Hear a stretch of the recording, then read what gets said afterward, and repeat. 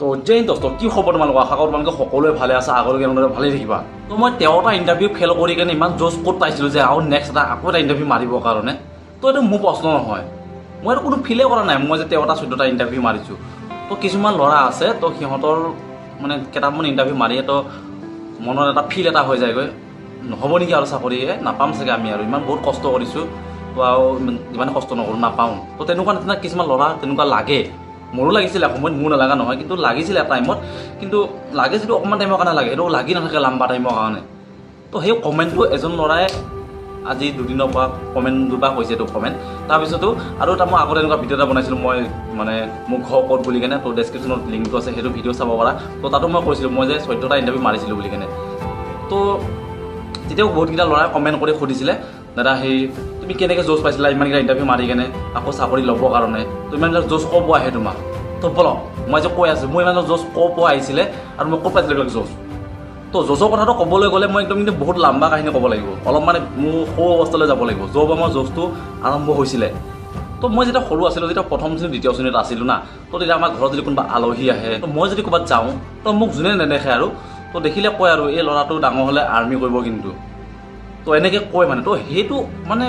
ভাল লাগে আৰু নিজৰ এটা শুনি এটা ভাল লাগে মই মানে ডাঙৰ হ'লে মানে আমি চাকৰি পাম তাৰমানে সেইকাৰণে ইহঁতে এনেকৈ কয় তাৰমানে তো তেনেকুৱা মনোভাৱ এটা আহে মই যেতিয়া সৰু হৈ আছিলোঁ তেতিয়া আমাৰ ফেমিলিত 4জন দাদা আছিলে মানে মই চবচে সৰু আৰু মোৰ ওপৰত তেনেকৈ 4জন দাদা আছিলে মোৰ নিজৰ দাদা এজন তাৰপিছত আমাৰ ববিতাহঁতৰ দাদা 3জন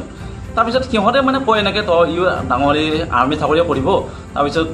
আৰ্মি চাকৰি কৰিলে কি কৰিব লাগে তেতিয়াপৰাই সিহঁতে কয় বুকদান মাৰিব লাগে তাৰপিছত দৌৰিব লাগে বুলি কয় তো তেতিয়াৰ পৰা মানে সৰুৰ পৰাই ৰানিঙৰ প্ৰেক্টিছ কৰোঁ ৰাতিপুৱা সৰুৰ পৰাই ৰানিং মাৰিবলৈ যাওঁ তাৰপিছত বুকদান মাৰোঁ বহুত সৰুৰ পৰাই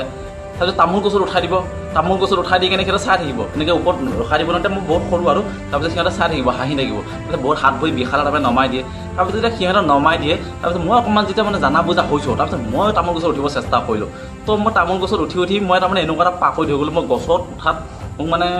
বলে নৰে বুলি কৈছোঁ মই এইটো মানে অহংকাৰী নহয় মই সঁচাকৈ কৈছোঁ মই গছত তোমালোকে বলে নৰা মোৰ এটা ভিডিঅ'ত তোমালোকে দেখিছা চাগে মই জোতা পিন্ধিয়ে তামোল গছত উঠি গৈছোঁ মই সেইটো কাৰণে মোৰ এইটো নৰ্মেল মোৰ কাৰণে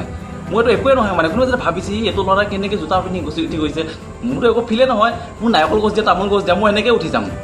সৰুৰ পৰা মই মানে বহুত ট্ৰেইনিং পাইছোঁ তাৰপিছত এনেকৈ মানে গছে বাহে উঠিয়ে 3য় শ্ৰেণী 4ৰ্থ শ্ৰেণী পালোঁ আহি তো 3য় শ্ৰেণী 4ৰ্থ শ্ৰেণী পোৱালৈকে গাঁৱত বাৰু বেছি ল'ৰা নাছিলে এইখিনি টাইমত মোৰ সমনীয়া তথাপিতো মানে যিকেইটা আছিল আৰু মোৰ থাকে সৰুৱে হওক মই বেছিকৈ সৰু ছোৱালীসকলৰ লগত থাকোঁ তো কোনো ল'ৰা ছোৱালীকে মানে মোৰ লগত থাকিব নিদিয়ে কাৰণ মই কি কওঁ আমাৰ ঘৰৰ ওচৰত যদি LP স্কুল আছিলে তো চোৰ পুলিচ খেলোঁ না চোৰ পুলিচ খেলিলে যোনে ধৰক পুলিচ হ'ব সি দূৰত যাব যিকোনো চোৰ হোৱা থাকে কিন্তু মাটি অকণ চেপে টেপে লগাব নিদিওঁ চব টিঙৰ ওপৰত উঠাই দিওঁ বা গছৰ ওপৰত উঠাই দিওঁ আৰু উঠাই দিওঁ পোৱালি হ'ব যেনেকৈ জবৰদস্তি উঠাই দিওঁ তাৰপৰা নামিব নোৱাৰে জাপ চাপ মাৰাই দিওঁ এনেকুৱা আৰু তো তেতিয়াৰ পৰা সিহঁতক মানে ট্ৰেইনিং দিয়া আৰম্ভ কৰোঁ মোৰ মনেদি মানে সিহঁতক অলপ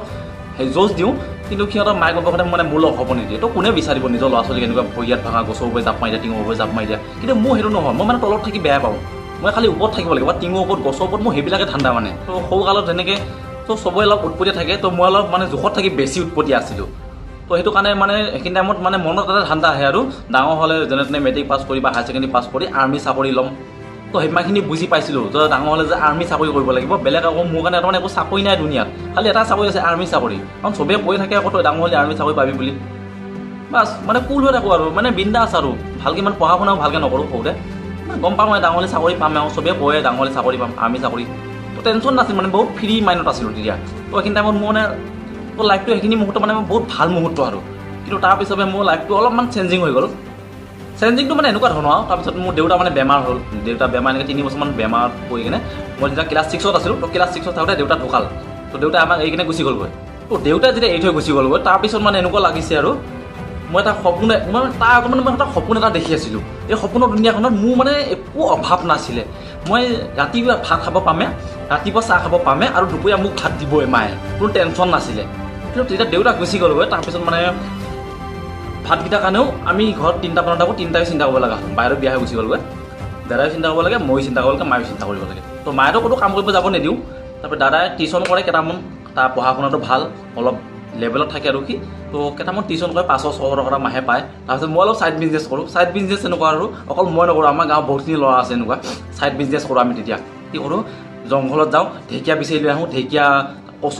কচু আগকেইটা যে ভেষোপা লাও আগ তাৰপিছত এনেকৈ ঘৰত কিবা জলকীয়া হয় বেঙেনা চেঙেনা হয় তো এইবিলাক লৈ যাওঁ বজাৰত বেচোঁগৈ লাই শাকৰ খেতি কৰোঁ লাই শাক লৈ যাই কিনে বজাৰত বেচোঁ তো এইবিলাক ছাইড বিজনেছ কৰি ঘৰখন মানে যেতিয়া তেনেকৈ চলাই আছিলোঁ আৰু তো সেইখিনি টাইমত কিন্তু এইবিলাক আৰ্মি ধান্দা একদম টোটেলি ওলাই গ'ল মনৰ পৰা মানে মই যে ডাঙৰলৈ যে আৰ্মি কৰিম তো সেইবিলাক সপোন নাই মানে চেছ তেতিয়া খালি সদায় ৰাতিপুৱা শুই উঠাৰ লগতে এইটোৱে ধান্দা আজি কেইটকা ইনকাম কৰিম তো আজি ক'ত শাক চব্জি পামগৈ বেচিবৰ কাৰণে আজি কাৰ বাৰীবে কি চুৰ কৰি বেচিম আজি কিমান পলা খৰি কাটিম তাতে বাহাদুলিত যাওঁ মানে বাহাদুলিত খৰি বাঁহ চাহ শুকান খৰি এইবিলাক কাটি বেচোঁ তো মানে খালি পইচা ধান্দা কেনেকৈ পইচা ইনকাম কৰিম কাৰণ এনেকুৱা অৱস্থা আৰু ঘৰত মানে সেইখিনি টাইমত তো এপোৱা দালি কিনিবৰ কাৰণে মানে এনেকুৱা লাগে এপোৱা দালিটো কিবা এবস্তা নিচিনা মানে দামৰ নিচিনা লাগে আমাক মানে আধা পোৱা দালি কিনো তো মাছ মাংসটোতো বাদ আৰু মাছ মাংস যে এনেকুৱা লাগে আৰু কাৰোবাৰ সোনকালে গাঁৱত কাৰোবাৰ এখন বিয়া হওক কাৰোবাৰ কিবা এটা ভোজ পাতক মাতক মাছ মাংস কিবা এটা খাব পাম তো তাৰ ওপৰত নিৰ্ভৰ কৰিছিলোঁ সেইখিনি টাইমত আৰু বৰষুণ পৰিলে বিশেষকৈ বহুত মানে অশান্তি হয় কি হয় বৰষুণ পৰিলে আমাৰ ঘৰত পানী পৰে তো পানী পৰিলে কি কৰিব লাগে পিছদিনাখন আকৌ তামোলৰ ঢকুনা কাটি য'ত পানী পৰে আৰু তাত আকৌ সোমাব লাগে কেইদিনমানৰ পিছত আকৌ এইবিলাক পচি যাব আকৌ চেঞ্জ কৰ মানে সেইখিনি টাইমত মানে আৰ্মিৰ কথা ভাবিবৰ কাৰণে মনৰ পৰা অকণমানো টাইম নাছিলে মানে সেইখিনি টাইমত মানে আৰ্মিৰ কথা যে মনৰ পৰা টোটেলি ওলাই গ'লোগৈ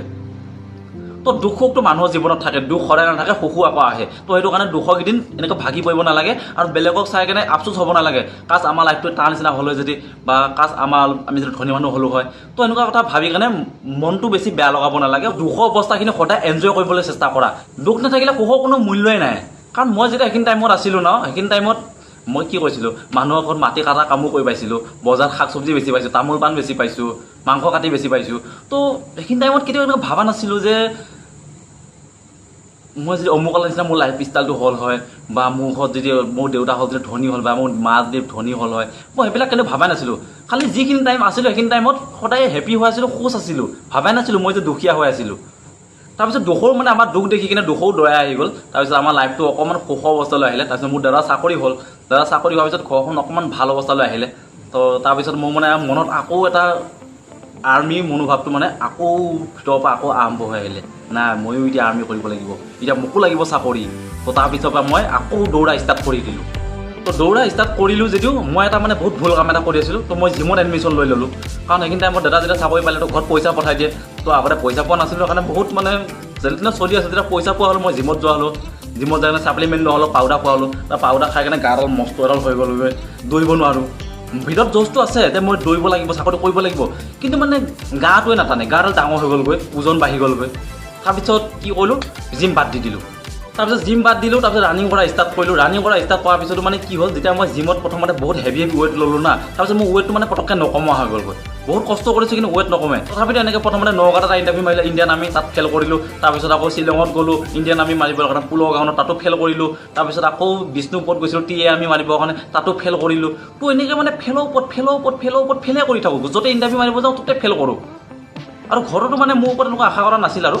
তো ই যে চাকৰি ল'ব পাৰিব বুলি কাৰণে কাৰণ মই য'তে যাওঁ মই তাতে ফেলে কৰোঁ আৰু মই মানে মস্ত এটা নিৰ্লজ্জ হৈ গৈছিলোঁ মানে লাজো নালাগে মই ইণ্টাৰভিউ মাৰিব যাবৰ কাৰণে তো বেলেগে হ'লে লাজ কৰিব চাগে ইমান সময় ইণ্টাৰভিউ মাৰিবৰ কাৰণে মোৰ কিন্তু লাজ নালাগে মই নাই এনেকুৱা লাগে আৰু নাই এবাৰ চেষ্টা কৰিম এবাৰ হ'ব চাগে ৰচোন এবাৰ চাগে মোৰ এনেকুৱা লাগে মনটো ফিল এটা সুধুৱাই থাকে আৰু নাই এবাৰ ৰখিম চাগে তাৰপিছত এনেকৈ যাওঁ যদিও ইটোৱে সিটোৱে বা ওচৰ মানুহে হাঁহে যদিও বা কোনোবা লগৰ সমনীয়া হাঁহে যদিও মানে ফিল এটা নাহে তাৰপিছত ঘৰৰ এটা কথা মানে ব্ৰেইনত লাগি গ'লগৈ ইমানবিলাক ইণ্টাৰভিউ মাৰি থাকোঁ ফেল কৰি থাকোঁ তো সেইটো কাৰণে দাদাই মোৰ ওপৰত একো আশা কৰা নাই ই যে চাকৰি ল'ব পাৰিব বুলি খোৱা গাহৰি বুলি কয় তাৰ পইচা খাই থকা বুলি কয় তো যেতিয়া এনেকৈ কথা শুনা হ'লোঁ তাৰ মানে ভিতৰটো মানে অলপ জ্বলা হৈ গ'ল বহুত ভিতৰটো বেছিকৈ জ্বলি গ'লগৈ মানে এতিয়া কি কৰিম মানে চাকৰি লাগিবই যেনে নহওক তাৰপিছত কি কৰিলোঁ এখন টাউনতে ডাউনলোডৰ দোকান আছিলে তো ডাউনলোডৰ দোকানখনত সোমাই গ'লোঁ কলেজ নাযাওঁ হ'লোঁ ঘৰৰ পৰা কলেজৰ ড্ৰেছ পিন্ধি যাওঁ ডাউনলোডত সোমাই যায় কাৰণে পইচা ইনকাম কৰাত লাগি গ'লগৈ মানে পইচা লাগে কাৰণ কোনোবাই যদি শুনাব ন তোমাক মোৰ খাই থাকা মোৰ ওপৰত চলি থাকা তো মানে ব্ৰেইনটো বেয়া হৈ যায় এনেকৈ ক'লে তাৰপিছত এনেকৈ পইচা সেইখন দোকানত যোৱাতে পইচা পোৱা হ'লোঁ তো পইচা পোৱা হৈ গ'লে যেতিয়াও কি কৰোঁ সেই দোকানখনৰ সন্ধিয়া টাইমত ৰানিং কৰিবলৈ যাওঁ তাৰপিছত ৰাতিপুৱা আকৌ ঘৰৰ পৰা ৰানিং কৰিব যাওঁ আকৌ দুপৰীয়া ভাত খাব যোৱাৰ আগত ভাত খাবৰ কাৰণে এৰি দিয়ে না তো ভাত খাব তেতিয়া চাইকেল লৈ অহা যোৱা কৰোঁ চাইকেল এখন আছিলে তো ভাত খাব যোৱাৰ আগত এবাৰ ৰানিং কৰিলোঁ 4 পাক ৰানিং কৰি কিনে তাৰপিছত ভাত খাব যাওঁ তাৰপিছত মই বহুত ভাল ৰানিং কৰা হৈ গ'লোঁ তাৰপিছত এটা শ্বিলঙত অপেনলি ভৰ্তি এটা লৈছিলে ইণ্ডিয়ান আৰ্মি পুলৰ গাঁৱত দৌৰিব গ'লোঁ আজি ইমানখিনি টাইমত পাইছোঁ আৰু ৰাতিটো থাকিম কাইলৈ মানে ৰাতিপুৱালে ৰানিং কৰাব আৰু ইণ্ডিয়ান আৰ্মিত কেনেকুৱা ৰাতি মানে 2টা বজাতে ল'ৰাসোপা লাইন পাতি থাকে তো ময়ো তেনেকৈ লাইন পাতিব গ'লোঁ আৰু কি হয় ন তেনেকৈ ৰানিং কৰিব গ'লে তো ভাতটো মানে যি হোটেলত কিবা কিবি বস্তু দিয়ে খাই ভাল নালাগে শ্বিলঙৰ বস্তু তাতে তো এনেকৈ খাই কিনে মোৰ সেইদিনা ৰাতি পেটটো বেয়া লাগি গৈছিলেগৈ আৰু ৰাতিপুৱালৈ মানে বহুত দুৰ্বল হৈ গৈছিলেগৈ তাতো ৰানিং কৰিলোঁ 2 পাক মাৰি কিনে ৰখি গৈছোঁ পেট বিষাইছে মাথাটো আকৌ বেয়া কি কৰিম ক'ত মৰিম এনেকৈ অশান্তি লাগিছে চালা কি কৰিম গোটেই এনেকুৱা লাগে চাৰ গোটেই শ্বিলংখনে চাৰ বৌ মেলালৈকে উৰাই দিওঁ নেকি, মই কিয় চাকৰি নাপাওঁ, চবেই ৰখিব পাৰে মই ৰখিব নোৱাৰোঁ, মোৰ লগত কিয় এনেকুৱা হৈ থাকে। তাৰপিছত তাতে গাড়ীত উঠিলোঁ, গাড়ীত উঠি কিনে আমাৰ মৰিগাঁও ডিষ্ট্ৰিক্টলৈ আহিলোঁ। মৰিগাঁও ডিষ্ট্ৰিক্টত নাপাওঁ, এখন জাগিৰোড বুলি কয়, জাগিৰোডত নামিলোঁ। নামি কিনে তাতে যা লগৰবিলাক আহিছে, যা য'ত যেনেকৈ ঘৰত চবেই নিজে নিজে গাড়ীত গুচি গৈছেগৈ। তো ৰাতি সেইটামান বাজিছে, 11টামান বাজিছিলে। তাৰপিছত মই কি কৰিলোঁ, লং পেণ্ট পিন্ধি আছিলোঁ, স্পৰ্টিং এটা পিন্ধি আছিলোঁ। স্পৰ্টিংটো পিন্ধি আছোঁ, লং পেণ্টটো সলকালোঁ, বেগ এটাতো থাকে বেগত, তো লং পেণ্টটো সলকাৰ কাৰণে বেগটো বেগতে পেণ্টটো লৈ ল'লোঁ। তাৰপিছত বাছ জোতাযোৰ পিন্ধি লৈ কিনে দৌৰিবৰ কাৰণে আৰম্ভ কৰিলোঁ। তো জাগিৰোডৰ পৰা মৰিগাঁৱলৈ 13-14 কিলোমিটাৰ কিবা এটা হ'ব চাগে তেনেকুৱা। তো মৰিগাঁৱলৈকে তেনেকৈ মই দৌৰি দৌৰিয়ে গুচি আহিলোঁ। তো মানে এনেকুৱা এটা খং এটা উঠি আছিলে, মই কিয় ৰখিব নোৱাৰিলোঁ। যেতিয়া ৰখিব নোৱাৰিলোঁ, যেতিয়া মই আৰাম নালাগে, মই কষ্ট কৰিম আৰু কষ্ট কৰিম, চাকৰি ল'মেই আৰু নেক্সট বাৰ য'তে নহওক মই ৰানিঙত ৰখিহে দিম, এনেকুৱা জোচ মানে। তাৰপিছত নেক্সট ইণ্টাৰভিউ আহিল টি এ আৰ্মিটো হৈছিলে বিষ্ণুপুৰত, এইটো শ্বিলঙতে হৈছিলে। তাৰপৰা শ্বিলঙত এবাৰ দৌৰিব গ'লোঁ। তাৰপিছত তাতো এনেকৈ এশটাকৈ ৰানিং কৰাইছে আৰু তাত এনেকুৱা মানে শ্বিলঙৰ বিষ্ণুপুৰৰ ৰাস্তাটো চিধা চিধি ওপৰত উঠি যায় আৰু নামি আহিব লাগে। তাতো 1600 মিটাৰ দৌৰাই, তো 800 মিটাৰ যাব লাগে, 800 মিটাৰ আহিব লাগে। তো তাতো গ'লোঁ, ধুনীয়াকৈ বহুত স্পীডত গৈছোঁ, মানে ভাল ৰানিঙে গৈছোঁ। আহোঁতে বহুত স্পীডত আহিছোঁ, 3 নম্বৰত আহি আছোঁ। আহি সোমালোঁ, তিনিটা ৰখাইছে, ধুনীয়াকৈ 3টা সোমাই গৈছোঁ। তাৰপিছত সিহঁতে কি কথা পাতিলে নাজানো, মোক উলিয়াই দিলে। মই 3 নম্বৰত আছিলোঁ না, তাৰপিছত মোক উলিয়াই দিলে। আকৌ তাতো মাথাটো বেয়া, আকৌ সেইবাৰো তেনেকৈ জাগিৰোডত নামি কিনে পেণ্ট চেণ্ট সলকাই কিনে খালী গা হৈ কিনে চব বেগটো পিঠিত লৈ কিনে বাছ ঘৰলৈকে দৌৰি দৌৰি গুচি আহোঁ, মানে মাথাটো বেয়া হৈ যায়গৈ। তাৰপিছত আকৌ নেক্সট ইণ্টাৰভিউ টি এ আৰ্মি এবাৰ ক'ত হ'ল, কাৰ্বি-আংলঙতো গ'লোঁ। তাতে এবাৰ গম পাইছোঁ ৰখিব লগা হ'লে 1 নম্বৰ বা 2 নম্বৰত ৰখিব লাগিব, কাৰণ 3 নম্বৰ 4 নম্বৰত ৰখি লাভ নাই। তথাপিতো তাতো ভালকৈ দৌৰিলোঁ, তাত 4 নম্বৰত আহিছোঁ, তথাপিতো তাত ৰখালে। এবাৰ তাত ৰখিলোঁ, মানে এবাৰ গম পাইছোঁ ইয়াত চাকৰি হ'ব আৰু। তাৰপিছত তাতে মেডিকেল ল'লে, মেডিকেল চব ভাল হৈছে তাতে, একদম দিল খোজ আৰু এবাৰ আপোনাৰ চাকৰি হ'ব আৰু গম পাইছোঁ। তাৰপিছত তাতে আকৌ কি টি এ আৰ্মিত এক্সাম নাপাতে, খালি মুখে মুখে সোধে। তো 15 দিনৰ মূৰত কি কৈছে, আমাক শ্বিলঙত মাতিছে, শ্বিলঙত মানে আমাক ভাই ল'ব, মুখে মুখে কিবা কিবি সুধিব আৰু। তাতে মুখে মুখে কিবা কিবি সুধিলে, তাৰপিছত কৈছে কি কাম কৰা, মই কম্পিউটাৰ জানো, যেতিয়া কম্পিউটাৰ জানো বুলি কৈছোঁ। তো কম্পিউটাৰ জানা যেতিয়া আৰু কম্পিউটাৰ কিবা কিবি টিপিবলৈ কিবা কিবি কাম কৰিবলৈ নিজৰ এড্ৰেছ লিখিবলৈ লিখি দিলোঁ, ক্লিয়াৰ। আৰু এজন কম্পিউটাৰ জনা ল'ৰা আছিলে, সিও তেনেকৈ সি একোৱে লিখিব নাজানে, খালি মাউচটো ল'ব নাজানে, খালি সি কম্পিউটাৰ জানে, তাৰ কম্পিউটাৰ চাৰ্টিফিকেটখন আছিলে। তাৰপিছত 15 দিনৰ মূৰত তাৰ ৰিজাল্টটো দিয়ে, টি এ আৰ্মি তেনেকুৱা আছিলে, মানে 15 দিনৰ মূৰত ৰিজাল্ট দিয়ে, খালি ফোন কৰি কিনে এপইণ্টমেণ্ট ল'বৰ কাৰণে হেডকোৱাৰ্টাৰত মাতিব, যিটো হেডকোৱাৰ্টাৰত তুমি জইন হ'বা। তাৰপিছত 15 দিনৰ মূৰত যিটো ল'ৰা এয়া কম্পিউটাৰ চাৰ্টিফিকেট আছিলে, তাক মাতিলে, সি গুচি গ'ল। মোৰ কম্পিউটাৰ চাৰ্টিফিকেট নাছিলে, বাছ মই নাপালোঁ। আকৌ মানে কিসমতে আকৌ ধকা দি দিলে। তাৰপিছত আহিল এছ এছ চিত মাতিলে তেজপুৰত ৰানিং কৰিবৰ কাৰণে। তাতে ৰানিং কৰিব গ'লোঁ, তাতে ৰানিঙত ৰখিলোঁ, কাৰণ আগৰ পৰা ৰানিং ক্লিয়াৰ ভাল হৈ আছে। তাতো মানে বহুত বেয়া অৱস্থাত ৰানিং কৰিছোঁ, এটা ভিডিঅ' মই আগতে কৈছিলোঁ নেকি, বনাইছিলোঁ নেকি, মানে 5 দিনৰ আগত মোৰ বাইকৰ এক্সিডেণ্ট হৈছিলে, তথাপিতো মই সেই এছ এছ চি ৰানিঙত যাই কিনে ৰখিলোঁগৈ। কাৰণ এইফালে দাদাই শুনাই থাকিব, তই মোৰ খাই আকৌ খোৱাগা হৈ, তই একো কাম নাই। তো মই কৰিব লগা, কিন্তু মই কৰি আছোঁ, এতিয়া নহয় মই কি কৰিম। গোটেই ৰাতিটো কান্দোতেই যায়। ৰানিং কৰিব যাওঁ, বেলেগে যায় 4টা বজাত, মই 2:30 বজাত 2টা বজাতে উঠি কিনে ৰানিং কৰিব যাওঁ। ৰানিং কৰোঁ যদি মানে চকু পানী ওলাই ৰানিং কৰি থাকোঁ, কান্দি ৰানিং কৰি থাকোঁ। কিয় নহয়, মোৰ কেতিয়া হ'ব? যিবিলাক মোৰ সমনীয়া ল'ৰা আছিলে, যিবিলাক ষ্টেডিয়ামত একেলগে ল'ৰা পাইছিলোঁ, চবৰে চাকৰি হৈ গৈছিলে। একেবাৰে দৌৰিব নোৱাৰা ল'ৰাকেইটা চাকৰি হৈ গৈছিলে, কিন্তু মোৰে হোৱা নাই। মই চবকে বিট দিওঁ, চবত থাকি ভাল ৰানিং কৰোঁ, বাছ মোৰে চাকৰি হোৱা নহয়। কি কৰিম মানে, অৱস্থা এটা বহুত বেয়া হৈ গৈছিলে আৰু। মানে দিনটো থাকোঁ যেতিয়া ধুনীয়া খোজকৈ থাকোঁ যেতিয়া মানে ভিতৰতো মানে অলপ টাইম মানে কান্দিয়ে থাকে, কেতিয়া হ'ব চাকৰি ভাই, কি কৰিম আৰু, বয়সটো গৈ আছে, 22 পালে আহি, এতিয়ালৈকে চাকৰি হোৱাই নাই। ইণ্ডিয়ান আৰ্মিত নামা হ'লোঁ, বয়স গ'লগৈ, সংস্কৃত বৰ্ডত আকৌ দিছোঁ, মেট্ৰিক দিছোঁ, বয়সটো কমাই কেনে ইণ্টাৰভিউ মাৰিম বুলি আকৌ। এইফালে এছ এছ চিত বোলে আকৌ 23 বছৰ বাবে মাৰিব নোৱাৰে তেতিয়া, মানে ব্ৰেইনটো বেয়া হৈ গৈছেগৈ। তাৰপিছত তেজপুৰত আকৌ এটা ইণ্টাৰভিউ হ'ল,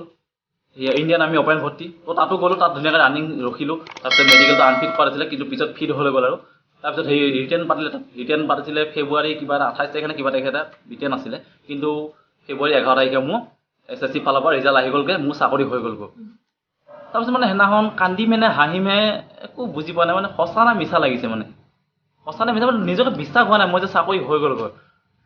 তো এইখিনি হৈছে মই চাকৰি নোপোৱা আগৰ জাৰ্ণিটো, যিটোত মই বহুত ষ্ট্ৰাগল কৰিব লগা হৈছিলে, বহুত কষ্ট কৰিব লগা হৈছিলে। তো তোমালোকে যিখিনি ভাবি আছা এতিয়া কেইটামান ইণ্টাৰভিউ মাৰি কিনে ধৰ লাইফটো আমাৰ চেছ আৰু ইণ্টাৰভিউ নাপাওঁ বুলি, তো হাৰ নামানিবা। তো কোনে ল'ব চাকৰি আমি নল'লে? তো কষ্ট যোনে ক'ব চাকৰি সিয়ে পাব।